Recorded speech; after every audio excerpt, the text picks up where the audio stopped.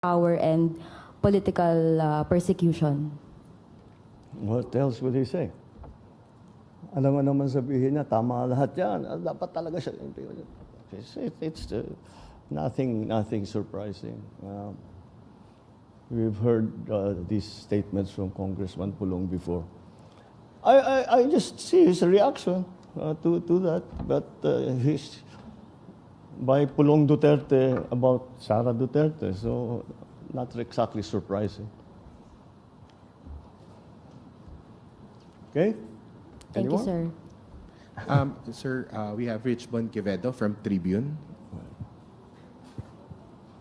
Sir, may I ask you, do you agree that somehow your opinions or statements has influenced certain members of Congress? Like somehow, sir, parang reverse psychology, like sending a kind of signal? Well, it did because none of, like I said, wala naman sa yung sasabi kong kaalyado namin sa House ang nag-file ng impeachment. Kasi yan ang pakiusap ko sa kanila, wag na kayo mag-file ng impeachment. So hindi sila nag-file ng impeachment. Ang nag-file ng impeachment, ibang grupo. Hindi mo masasabi yung grupo yung kaalyado ko. So they just did what they felt was needed to be done. Thank you, sir. Thank you. Sir, Heidi Sampang, DZAS. Good afternoon, Mr. President. I know nag-i-start pa lang naman po ito, pero gaano po kaya tayo kahanda sa economic impact po ng impeachment trial at posible po kasi itong makaslow down sa atin pong momentum? I doubt it very much. Hindi naman siguro. Wala akong nakikita magiging effect na ganun. Basta't patuloy yung ang ating pinaplano, lahat ng ating mga strategy tungkol sa investment, tungkol sa mga bagong structural changes na lagi kong pinag-uusapan. But yun lang naman ang tinitignan ng investor rin na. So I don't think it will have any effect. Okay, thank you, sir. Yeah. Julie Aurelio, Inquirer. Good afternoon, sir. If I may recall your statement last year, prior to the filing of the impeachment complaints, you said that you didn't want impeachment complaints to be filed because it would only distract legislators from doing their jobs. It will not serve or benefit any Filipino. Given that, what's your guidance to Congress so that they won't be? I do not give guidance to Congress. But how do you solve the problem of not distracting them from their job? Again, you give me far too much credit that I can tell congressmen to do this and to do that. I cannot. I do not give guidance to Congress. We are independent of each other. Of course, we talk to each other about all kinds of things. But hindi ko kaya sasabihin, gawin mo ito, gawin mo yan, gawin. Hindi ko kayang gawin yun. And so I don't even attempt to do that. So let's be very clear there. Sure, when I'm talking to them, they ask my opinion. I give them my opinion. But it's up to them to take it or not. Mm-hmm. You cannot call it guidance. But are you not afraid that it might derail your effort or it might derail priority measures in Congress because Because the Senate will be busy with the impeachment. So slowly, please. I cannot understand. Are you not afraid that you were afraid before that the impeachment process might derail or might sidetrack the priority measures of your administration? Given that this is already happening, are you not fearful or afraid that it might actually come to pass? Your fears from before. What did we talk about 80% of the time today? Impeachment. It happened already. It's happening already. Imbis na pag-usapan natin ang agrarian reform, imbis na pag-usapan natin ang climate change, we're talking about impeachment. So what you're asking is I'm not afraid it's about to happen. It's happened. Look at today. Today, we're talking about impeachment the whole time. Last na lang, sir. When you gave those when you uttered those words that you're not in favor of impeaching the vice president, that happened when it was not yet filed. You made that clear, very very clear. And yet you did say that it is Congress's constitutional duty to let the process go, to let the impeachment process proceed as constitutionally mandated. However, the outcome is actually contrary to what you actually want, which is not to impeach the vice president. No. Where is the contrary? Where is it contrary to what I said? Because you don't. Your thoughts was you do not want the vice president to be impeached. That's what Okay. you said before. Oh, so that's given that. Do you feel that don't you have any ill feelings towards congressmen who led to the transmittal of the impeachment Well, articles to the the Senate? congressman with who I'll just repeat it again. Lahat ng natatawag kong kaalyado ko sa House of Representatives, wala sa kanila ang nag-file. But they signed it, sir. How? But they signed it. Because it's already there. Nandyan eh. Ano pang gagawin nila? And there was a very clearly a large bloc in Congress, at least 215, who wanted to sign the impeachment. They did not file a case because I asked them not to.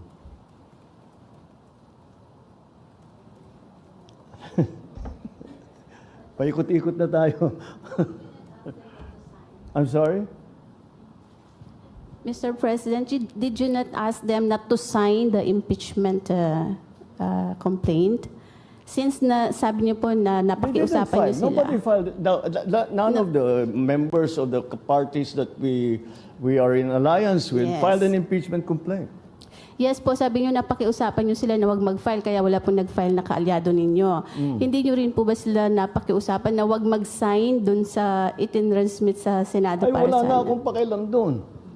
Tapos na, it's already in the House.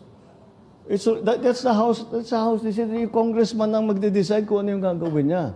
Dahil pananagutan nga ng House of Representatives yan.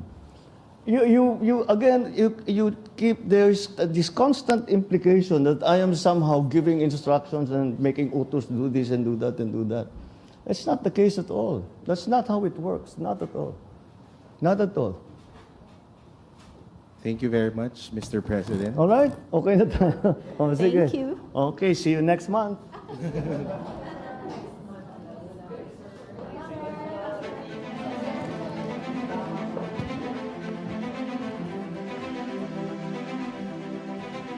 We are bringing developing news and the stories behind headlines. This is Storycon, the Story Conference. I'm Ed Lingao. Some stories for watching this Thursday, February 6.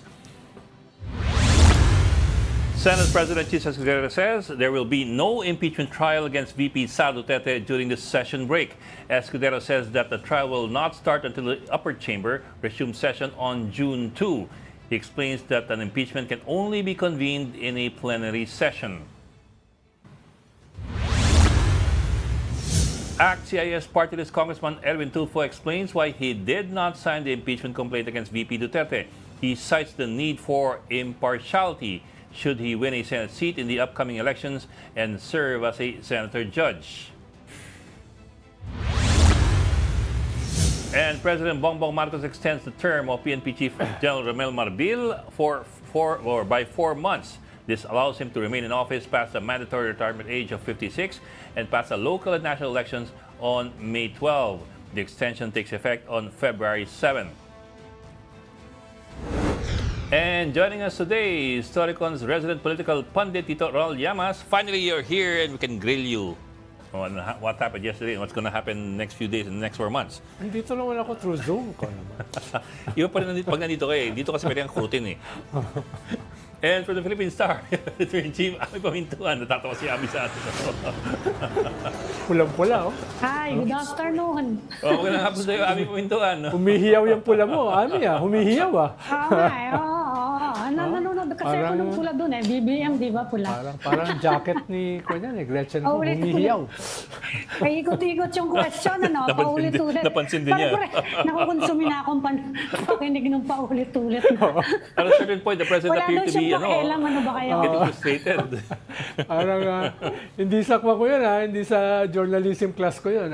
O hindi, napagalitan ko. Paulit-ulit. Napagalitan ko na yung mga... Paikot-ikot. But Wala ring napiga. Pero, Tita Ami, some salient points, at least we took note of some of the statements made by the President that appear to be a bit unusually awkward. For one, I think when he was talking about Sandro Marcos's vote, parang pinapalabas ng Pangulo na he had to vote that way. Because it was there. And as well, the congressman had to sign on because the petition was there or the complaint was there. Parang toilet paper lang ba na nilapag tapos kailangan pirmahan mo na?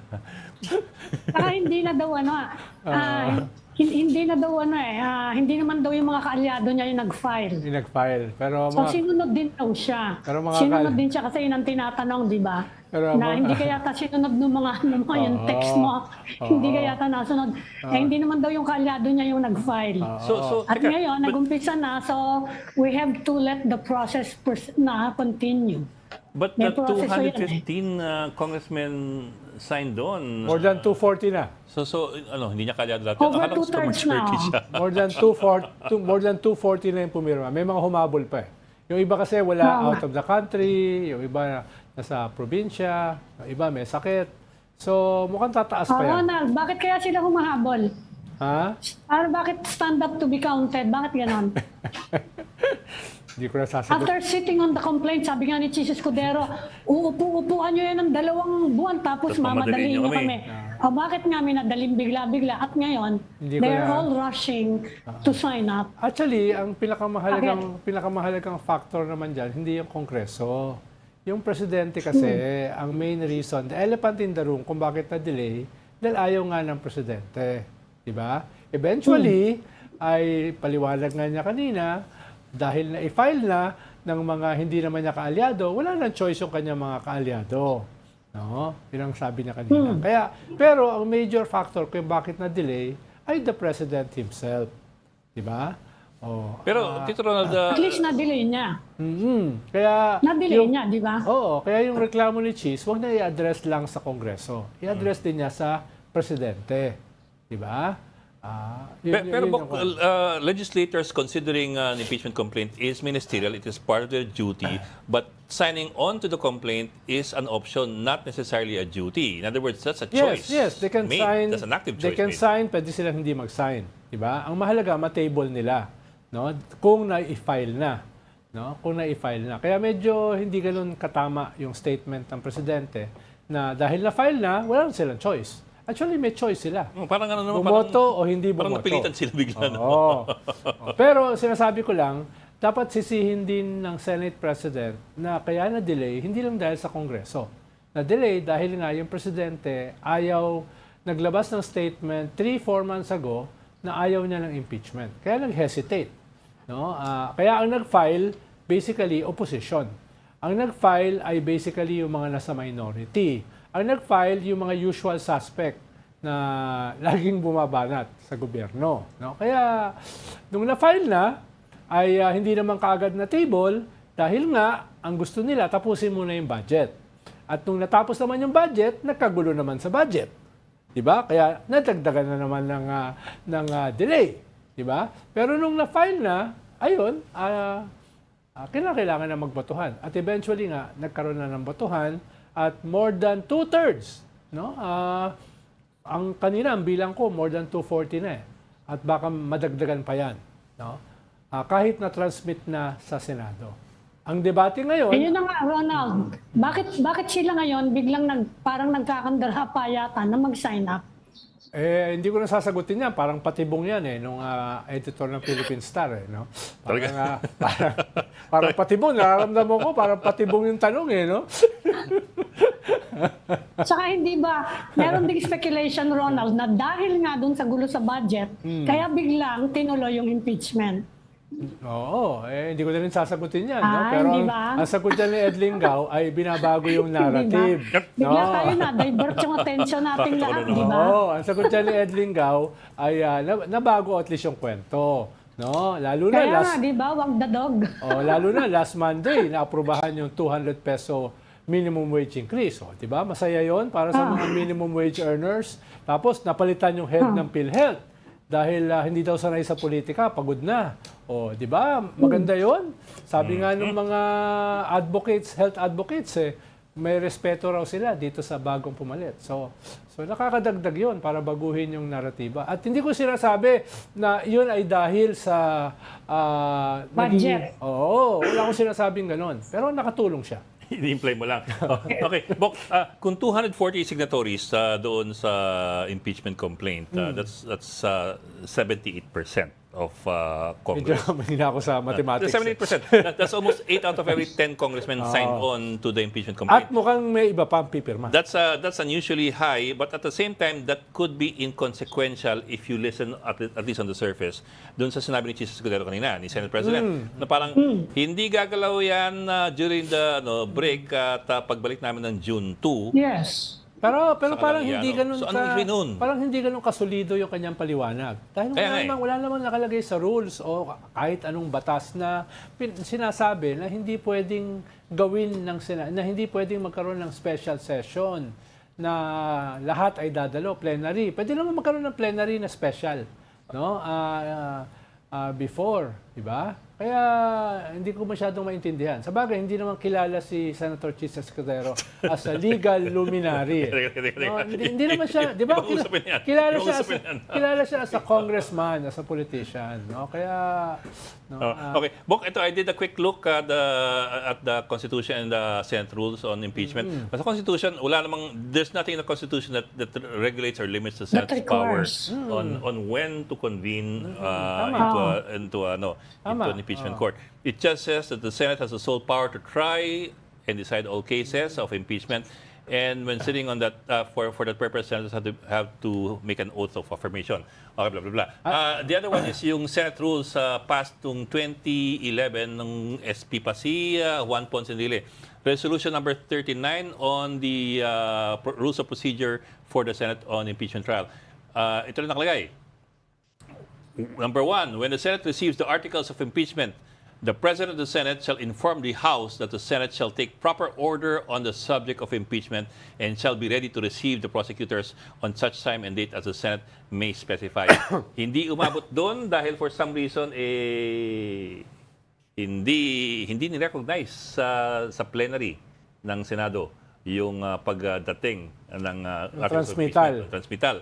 Even though I think it was there an hour before they adjourned.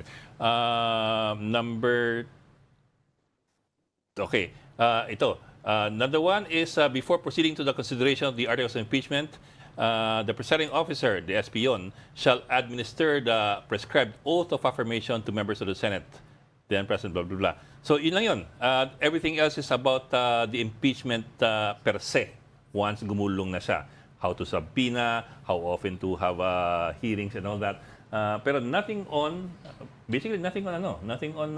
what limits the Senate from moving on an impeachment complaint transmitted from the House. So, Pero Ed, sabi nga nila, wala rin naman daw diyang rule na nagko-compel sa Senate to immediately act on the Ang explanation kanina, pinakikinggan ko yung press con sabi niya, pag-aaralan muna nila yung articles of impeachment, saka aayusin daw nila yung rules, hindi daw nila susundin. Kailangan daw i-review yung mga rules na yan kasi iba daw tong iba tong case na to. It's a different position. That's also true. However, between now Kaya and June 2 is 4 months. Kasi madali nyo kami, isasabihin nyo sa amin 2 hours bago kami mag-adjourn. Matapos yung upuan ng 2 buwan, yung complaint. May katulad naman siya, diba? Ami. Although, I suppose waiting for 4 months before acting on the articles of impeachment is too long. Too long for anybody, whether politically or even theoretically. It's a bit too long to wait for 4 months before. Lalo na kung wala Kasi sinabi namang... din naman niya na yung dahilan Sabi niya mangangampanya yung 12 sa amin. Yung 12, half of the Senate lang ang pwedeng umupo. Hindi 12, Yan ang sabi niya. 7. 7 yung kakampanya. No? Pero can that be used as As a reason. excuse or reason? Not to Kasi do mga their paano constitutional mandate. Pero wala nga kasing rule na compelling them na mag-convene immediately. Actually, Yun naman ang sinasabi nila. Actually, practically, makakatulong yan sa mga tumatakbo. Dahil kwan yan, Libreng ano yan? Libreng free melodrama TV. every Diba? day. Oo, lahat nakatingin dyan. At ang mahal pa naman ngayon ng bayad sa TV ad. Performance so, yan. makakabawas yan. No? Kaya sa kwan nila, sa position. Wouldn't they run afoul of the Anti-Red Tape Authority? Kaya, alam mo, kung ayaw, may paliwanag. Pero Ronald, may isa pa ring speculation na yun ang original game plan actually. Na iintayin na magkaroon ng mas maraming pro-impeachment senators through the elections bago umpisahan yung trial. Kasi sinabi na nga ni Chief Escudero, magpapas ng judgment dyan, kung umpisahan sa June 2, sigurado na 20th Congress na yan. Pero pwede naman nilang simulan Kaya at kung tapusin. hindi sila, pwede na nga simulan ng by June, uumpisahan ng June. Pero talagang sisiguraduhin na aabot sa 20th Congress para mas, siguro nag-aalala din sila ngayon dahil alam mo naman yung marami na nagsalita sa mga senador na medyo they're cool to the ouster of the Vice President by impeachment. Tapos meron pang isa kaninang significant mention during the press conference na binanggit lang naman niya, wala siyang sinasabi. Binanggit niya, nung panahon ni Mercedes Gutierrez, when she was impeached, bago nagpunta sa trial at kung sakasakali man, naiwasan niya ang conviction, nag-resign na siya. Yeah. Which means she can hindi siya permanently barred from holding public office later. Kaya Pag merong... si Sara Duterte na-convict by impeachment, hindi na siya pwedeng tumakbong presidente in 2028. Kaya by implication, may 4 na buwan si Vice President para magnilay. Napag-isipan. Para magnilay kung siya ay mag-resign o lalaban sa impeachment. No? Yes. Pero Lalabanan niya impeachment o lalaban siyang presidente sa 2028. Pero She pwede has the choice now. Pero pwede naman yung argument ni Cheese, yung argument mo kanina na baka hinihintay nila yung mas maraming administrasyon sa June. Pwede rin kasi na by June, tapos na yung midterm, hindi na kailangan ng mga senador yung tulong ng presidente. Dahil tapos na panalo na sila Parang lame duck na.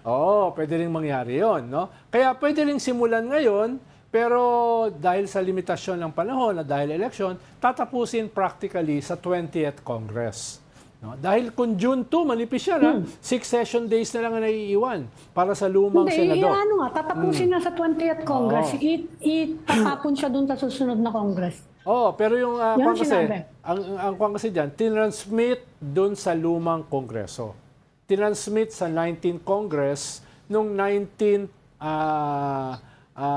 Congress o 19th House. Tinransmit sa 19th Congress sa Senate. No? Kaya pwedeng simulan sa 19th Congress yung proseso as a trial court at tapusin dun sa 20th Congress. Pero masyado kayong advance mag-isip eh. Iniisip niya already is June 2 and moving on to 20th Congress. Ako iniisip ko for the next 4 months, anong gagawin natin eh. Is it, anong reading mo doon? Is the Senate seriously putting on the shelf, February, March, April, May, June? March, April, tapos may election na. Yeah, but you're talking about June 2 eh. So let's say 3.5 months. February, March, April, May, June. 3.5 months. Okay. So do you really see that the Senate will sit on this for the next 3 months? Just like that? Or do you see something else in Baka gusto nila ng matagal na bakasyon. Baka may mga plano na silang bakasyon. Yung tingin eh. Pwede nga pag-isipan din ng mga Duterte kung ano nga yung gagawin nila. Pwede namang Kasi baguhin. yun na nga, na-plant na yung idea eh. Pwede kang mag-resign so you can run for president in 2020. But aren't we politically unstable in the meantime that you have these two forces on tenterhooks trying to figure out each other's moves Malinaw while it's all pending? malinaw kasi sa House, hindi sila na-pressure ng Iglesia ni Cristo. Baka sa Senate, may mga na-pressure. Baka iba yung pressure sa Senate ng Iglesia ni Cristo, iba yung nag-fail na pressure ng Iglesia ni Cristo sa House. No, hindi ako magugulat. Pero baka hindi naman sa iglesia yung sa Senate eh. Kasi kapareho nila Cynthia Villar, sinasabi na niya, personal na kaibigan ko yung mga ganyan siya, di ba? Oo. Yung kay Apollo Kibuloy, Oo, kaibigan tama. namin talaga yan eh. Tama. I don't think they're listening to interest groups din eh. It could be a So ayan, combination. yung si Amy Marcos, I don't think at this point makakabacktrack pa siya sa posisyon niya na best friend forever sila ni Sara Duterte. Hindi, sabi niya kahapon. Diba? Sabi niya Meron kahapon. mga ganyan na ano eh. Sabi kahapon ni Amy, hanggang dulo ay ipaglalaban Kaya niya si nga. Sara. No? So malinaw yung kanya. Buti pa si Bato. Siya daw ay magiging objective. Okay, sige. Saka isa pang ano Granted yan, natin. isa pang point yan kanina sa press conference, tinanong si Chis Escudero, paano yung mga senador na nagsabi na ng posisyon nila na kahit anong mangyari, ayaw nilang ma-convict? Di ba dapat mag-inhibit yun? Like Robin Hood Tinanong Padilla. din yun eh. Like Robin Hood Di Padilla. ba? Dahil kung judge ka, papa-inhibit ka na eh. Ang sabi ni Chis, voluntary ang inhibition eh. Unless siguro, That's also true. merong mag-manifest na mag-inhibit nga kayo. But even a Pero manifestation I doubt cannot... kung papatol yung ano, no? Oh, pero Bok, I even... doubt kung magva-volunteer yung mga senador na mag-inhibit. Actually, kaya ko lang gusto na maaga yung i-constitute ng Senate yung sarili niya as a trial court. Dahil gusto ko makita yung ibang mga senador na nakasuot ng damit na mga judges. The velvet robes Gusto ko lang of the makita. impeachment court. Lalo na yung mga paborito kong senador. Pero Bok, Ikaw ba, Ami, ayaw mo silang makita? Na naka... I-AI mo na lang, AI mo na lang. Lagyan mo dyan, lagyan mo na AI robe. Let me reframe the question kanina. From your perspective, is it politically feasible for the Senate to hold on to the impeachment, the articles of impeachment, and put it on the shelf for all those months until after the elections? Alam mo, kung lumabas sa survey na overwhelming majority ng mga Pilipino gusto nang simulan yung trial, tingin ko pwedeng magbago yung posisyon ng Senado. No? Depende rin kung yung dun sa wibulong, kung may mga ibang bubulong, no, na tuloy na, agahan nyo na. Are we seeing negotiations ongoing? Parang yun ang sinabi ko. I'm just making it simpler. Hindi kasi pag inumpisahan mo na yan, Ronald, baka bumilis eh. Paano kung abutan yung 20th Senate, 20th Congress, nung submission na for judgment. Paano kung umabot yon sa 19th Congress pa? At yung siyam nga na senador na consistently lumalabas sa mga speculative stories na boboto against, paano kung makaboto sila at matalo? At least 1 month yung lalampas, no, bago nila i-constitute yung sarili nila. Yun ang nangyari dun sa Corona. Corona 34 days. Dun sa ERAP 24 days. So may panahon pa yan eh. May panahon pa yan para ayusin yung rules, no? Ayusin yung mga et cetera, et cetera. Yung mga, So hindi yan Yan nga daw ang gagawin nila ngayon eh. hindi yan Ayusin totoo. nila yung rules ngayon Oo during nga, the break. oo nga, pero wag naman June 2. No, yung resumption. Ibig sabihin, pwede na namang ayusin yan in 1 month eh. No, mahaba na yon. So, pwede namang kwan. At malamang, dahil nga may election, yun ang kaibahan dun sa ERAP impeachment at saka dun sa Corona impeachment, walang election dun eh. Dito may election, mas mabagal yan. Dahil nga maraming mag-a-absent, maraming may ibang ginagawa. So, I'm almost sure, kahit masimulan nila yan ng bandang Marso, no, hindi yan matatapos before the elections. No? Kaya pwede yang magpatuloy doon sa 20th Congress. Pero sinabi na nila kanina, no special session.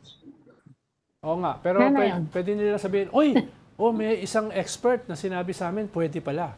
No, pwede naman nila sabihin yun. Pwede. May Alam sinasabi naman si nila pwede. Coco Pimentel kagabi. Alam naman nila pwede, ayaw lang nila. Iba yun. May sinasabi si Coco Pimentel kagabi. ayaw lang nila. Ang sabi ni Coco Pimentel kagabi, they can reconvene for a special session so long as there's unanimity among the senators. I don't know where that Yes. comes from. ayaw Hindi. Ang sinasabi kasi ni Cheese, dapat plenary. No? Pwede namang special session, plenary. No? Pwede namang yung special session ay isang plenary. No? Okay. Sabi niya, pwede magupo daw yung 12 hindi up for election. So, makikita natin. Medyo, Actually, kahit yung re-election is, pwede naman silang dumalo. Ilang oras lang yun eh. No? Hindi naman siguro sila mananalo o matatalo dahil lang sa ilang oras na i-convene as plenary. Tsaka you cannot let go of a constitutional duty to sit as a judge just because you're running for election. Oo nga, pero wala kasing limit eh. Walang minimum or maximum na sinasabi. Ibig sabihin, para sa kanila, Attendance, no? pwedeng relative kasi yung fast. No? Relative yan. Para sa kanila ay 3.5 months. Para sa iba, 1 month. So, relative yan. Kaya sila naman na magdidetermine ng pace. Pero lahat yan ay depende sa pressure. Yeah. Although in the Senate rules passed in 2011, of course it is still subject to change, nakalagay doon that the hearings of the trial will go every day except Saturdays and Sundays and holidays. Unless otherwise provided for in new rules to be put up by the Senate. So even in the old rules, may recognition that there is that speed is of the necessity. Yes, yes. Pero Sinabi naman niya na pwede daw gawin either kasabay nung legislative agenda nila, yung legislation either in the morning or afternoon, yung impeachment either in the, bahala na daw pag-uusapan nila. Isa yun sa mga pag-uusapan nila. Tsaka ang maganda pag may impeachment sa Pilipinas, lahat abogado. Dami mo maririnig Maraming dyan. learned, no? Dahil Kasama tayo. Dahil mo maririnig Okay dyan. tayo, learned tayo. Bigla tayo magiging learned. Oo, lahat dyan. May opinion, may legal opinion, di ba? Lahat yan Kung nag-google. na ngayon sui generis, alam mo na ngayon. Oo, sangkatutak ang umuulan na Latin terms dyan, di ba? In secula seculorum. Ayan, yan. Yun, Pasusubukan si Ed Lingaw dyan. Seculorum, sa ano yun? Sa simbahan yun. Forever and ever. In secula seculorum. Simbahan yun, din sa din sa ligat. Ano pa yung isa? Mea culpa, mea max. That's Latin for what GMA said, kung siya presidente. Walang nagme-meya culpa I am dito. sorry. Wala ka sa lolo ko. Lahat dito tama. Wala ka sa Lahat lolo dito ko. tama. Sabi na lolo ko, tu reside mali, sed contra audentior ito. O ano yun? Alam mo yun? Teka, When mahaba one is torn away, another succeeds. So kahit mawala yung vice presidente, may papalit. No? So, Yan ang tatanong ko, Ronald. Sino papalit? Sino ngayon ang papalit? Ang papalit. Sino ngayon ang papalit? Kaya importante din yan eh. Importante din yan eh. Yan ang tinatanong din ng mga tao. Tatanggalin nyo si BP Sara, sino ipapalit Sino nyo? papalit? Be careful what you wish for. Di ba? Kung sakaling senador ang ipapalit mo, dagdag na boto yun. Di ba? Wala naman akong sinasabing, wala akong sinasabing senador ang papalit. Sakali lang. Paano si Ginggona pumalit, di ba? Nagpapaligo ba yan? Parang nakamoy. Yan ang tinatanong. Yan ang warning naman ng kabilang kampo. Sige, tanggalin nyo. Sino ipapalit nyo? Tingin ko merong at least dalawa na gusto. Dalawa nga yun Teka, sorry. nababalitaan din Nalimutan ko. namin. Direct, sorry. Nalimutan ko. Kailangan pala tayo mag-gap. Kaya gulo-gulo nyo kasi. Mag-gap muna tayo. You're watching Storycon One News. We need to take a break. We'll be right back. We've got developing news and the stories behind headlines. Welcome back to Storycon, the Story Conference. I'm Ed Linga with, of course, Aming Pamintuan of The Star and Tito Rol Llamas, our resident political pundit. Let's bring in our guest for this afternoon, Batangas 2nd District Congresswoman Jelby Luistro. Congresswoman Luistro is one of 11 lawmakers chosen to serve as prosecutors in the impeachment trial of VP Sara Duterte at the Senate. Magandang hapon po and welcome back to Storycon. Good afternoon, Congresswoman. Good afternoon po. Magandang hapon po sa inyong lahat and thank you for having me here at Storycon. Thank you, ma'am. Nakakatatlo, 4 na yata tayong interview na magkakasama tayo, Kong. Simula kahapon. Ma'am, let me start off with this. Ang dami nangyari kahapon tapos biglang wala nang nangyayari. I'm talking of course about... Press conference naman Nag-press con about tungkol sa We walang are mangyayari. also looking forward na sana mayroong mangyari, no? Just like everybody else is looking forward to, no? Sapagkat syempre ito'y public clamor. The Filipino people have been wanting for this since the time that 3 prior impeachment complaints were filed. At kahit kami sa Congress, sa House, it was a feeling of relief na at least we've done our part. It was endorsed, the 4th complaint to be specific, was endorsed by 215 of us and it was successfully transmitted to the Senate at kami man po ay naghihintay din na may mangyari. Ang bola po ay naipasa na natin sa Senado ngayon. Kaya I hope na we will be able to hear something from them Yes, about ma'am. the possibility of proceeding to an impeachment trial. Pero ma'am, we heard already this morning from them, specifically from SP Escudero, na an impeachment court will not be convened during the recess. Ibig sabihin, unless there is something magnificently enormous that turns up, like a dinosaur or steps on us or something, it will be June 2 na. Or alien invasion. Or well, that's already us. Pero mukhang yun po, There is another school of thought which Apo. says na ito pong impeachment trial is different from a legislative process. So notwithstanding the fact na on recess ang Senate, they can accordingly proceed and create an impeachment court anytime during recess, no? But of course, as prosecutors, iba po yung trabaho natin. Iba dun sa ating mga 23 senators who will be sitting as impeachment court judges. I hope they will be resolving this matter in favor of impeachment, no? Para at least ma-fulfill natin yung constitutional duty natin for the Filipino people. Kasi itong sa amin sa House to act as prosecutors, ito'y constitutional duty, and for the Senate to act as the judges of the impeachment court, ay ito po'y constitutional duty din ng ating mga senador. Medyo napag-usapan namin yan kanina, Congresswoman, na wala naman kami mahanap na hindrance para mag-convene yung Senado as soon as possible. At wala namang hindrance na maghintay ng 3.5 months, no, bago sila mag-convene as plenary. Pero doon sa press con ni Senate President Chis Escudero, parang irritated siya. Ang sabi niya ay, bakit naman last minute sa amin sinubmit? Tapos sabi niya, wala namang kaya mag-impose sa amin, no, in terms of timeline, etc., etc. Pero parang medyo asar siya. Ano bang tingin nyo doon sa kanyang statement? Hindi naman kinakailangan sumagot kayo, Congresswoman. No, pero hindi lang naman dahil baka kasi may Tinanong mo na eh. baka kasi may sagot. I wish to answer and anchor the same doon sa ating existing constitutional provisions. No?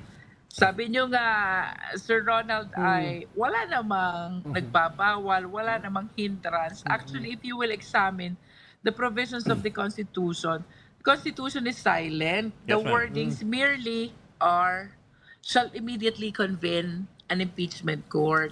But it does not provide na kapag recess ay bawal. So, following one of the most prominent legal principle na if the law does not provide, we should not provide. Kung wala namang prohibition, I think they have all the reasons to proceed to the creation of impeachment court. That is, if they so desire. No? Yes. But at the end of the day, sila yung impeachment court, tayo yung prosecutor, so we will be submitting to their wisdom and expertise. So, Congresswoman, in the meantime, ano po yung ginagawa ngayon ng prosecution team? Ano yung agenda niya for the next 2.5 months? Kung We June pa yan have mag-uumpisa. started discussing along with each other, no? The 7 articles of impeachment, the evidence that we will be presenting, no? Including the technical staff who will be assisting all of us, the 11 of us prosecutors to represent the House of Representatives. In other words, in as far as we are concerned, we are ready to do our job. And we have started already discussing along with each other.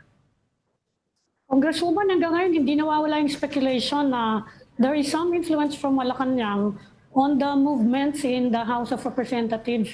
Kanina, paulit-ulit na sinabi ni President Marcos, hands off ako dyan, wala akong kinalaman dyan. And Hindi daw nasunod yung gusto niya, kaya sundin na lang daw yung proseso. What do you make of those statements, Congresswoman? Kasi hindi pa rin nawawala yung suspicion ng mga tao na actually ito yung tunay na agenda ng Marcos administration or ano ba talaga? Ako ma'am, from the very start, even during the time na nag-pronounce ang president na he is not in favor about impeachment, I always recognize the principle of separation of power, no? May sariling kapangyarihan ang executive, may sariling kapangyarihan ang judiciary, may sariling kapangyarihan ang legislative, ang Kongreso, no? So notwithstanding the fact na negative ang executive about the impeachment process, I hope everybody will agree na mayroon pong constitutional duty ang Kongreso having received the 3 impeachment complaints. This is something na hindi po natin pwedeng talikuran. We need to take this up. It's either we approve or we disapprove. And considering the issue of timeline, talagang malaking challenge na po sa atin ito if we will be considering to refer the 3 complaints to the Justice Committee, which is given a period of 60 days to hear and evaluate the sufficiency in form of and substance of these 3 complaints. So we conceive and resolve to come up with a 4th impeachment complaint, which I believe is a summary and a consolidation of the 3 prior impeachment complaints, no? Na fortunately, it gained the endorsement of halos 2/3 ng members of the House when what is required is only 1/3. Kaya we will be able to do away with the hearing which is normally required for the filing of impeachment complaint. Kaya nga we were able to have this transmitted right away to the Senate, no? This is our way of saving the impeachment process. Kasi kung ito'y idadaan namin dito sa normal na proseso na nire-refer mo na sa Justice Committee, baka hindi kayanin, abutin ng election even before we transmit the same. And of course, we understand that by June 30, 2025, the 19th Congress will adjourn. And unlike the Senate na we believe and we submit ay diretso ang kanyang existence, ang kanyang the term does not end, unlike us na natatapos na di-dissolve. Sa Senate, merong 12 remaining senators whose term are not interrupted. Kaya we thought of resorting to that 1/3 endorsement and have it transmitted right away to the Senate to be able to save the impeachment process. Ma'am, pero why did the Congress wait for 1 entire month from the time that Congress resumed session on January 8 until the day that you decided to consolidate all the three complaints na 2 buwan na pong nag-iintay? That was 1 entire month between the resumption of Congress and yesterday's transmittal. Kumbaga, if you do follow Chief Escudero's argument, pinatenga ng Kongreso tapos biglang minadali sa Senado on the last day.